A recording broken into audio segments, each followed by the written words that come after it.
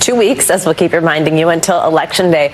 One foreign policy issue Democrats and Republicans can agree on is the potential threat China poses really in everything, whether it's technology, tariffs, trade, all the way to EVs and fentanyl. China is repeatedly cited as the biggest strategic challenge to the U.S., and no matter who wins in November, they will be tasked with managing those threats. An NBC News analysis of recent speeches and rallies shows that Vice President Harris and former President Trump are both ramping up their focus on China in the final stretch of this campaign. We have NBC News international correspondent Janis Mackey Frayer joining us from Beijing with more on this. Janis, good morning. So when the candidates talk about how they propose to deal with the challenges presented by China, what are they saying, and does it seem that one would be tougher than the other? Savannah, how Kamala Harris deals with China is likely to look a lot like the current administration's policy of stressing competition, avoiding confrontation, wanting to have communication so that there won't be conflict. Harris has actually talked very little about specific China policy in recent weeks. She talks mainly about China to criticize Donald Trump, saying that he sold out to China during his first presidency and at the expense of American jobs, especially in auto manufacturing, whereas for Donald Trump, it's all about tariffs, about slapping bigger tariffs on existing tariffs and framing it as a way to be tough on China. Though most economists are saying it's U.S. consumers that will end up paying. More recently, he said that if he returns to the White House, China would not dare mess with him, especially China's President Xi Jinping, because he knows he is, quote, crazy. Savannah. You're mentioning this, but let's talk more about the preference China could have for one candidate over the other. How would either victory play out here for this very tense relationship between the U.S. and China? Is there that big of a difference? Well, for China, there's actually very little difference between the two candidates when it comes to policies that shape and affect U.S.-China relations.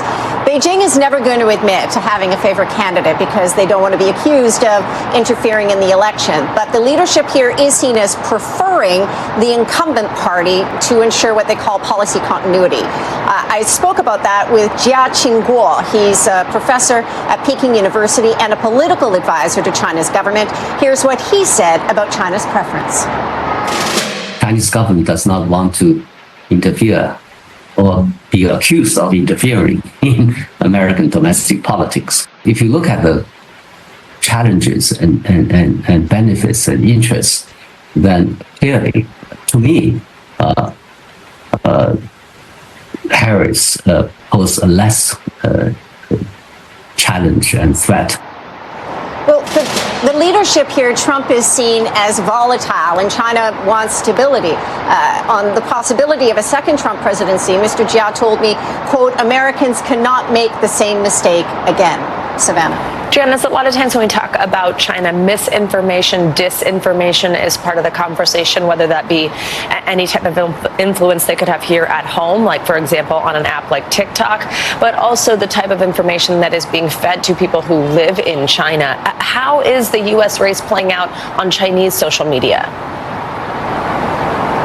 Well, if you look at Chinese social media, you get a different view. It's Trump supporters that are mainly dominant because they seem to be less concerned with his policies than his political style. And they feel that because he's had this tendency toward alienating allies and tariffs, that this could all actually work in China's favor. There's actually a joke that his name translates loosely to Trump builds the nation being China, that a second Trump presidency would make China great again. And that's not to say that's the thinking of the political establishment here. They do prefer continuity, and that could come with the Harris administration, even if that continuity is not the direction that China would want to go. So it's not so much wanting the lesser of two evils than wanting the more predictable option.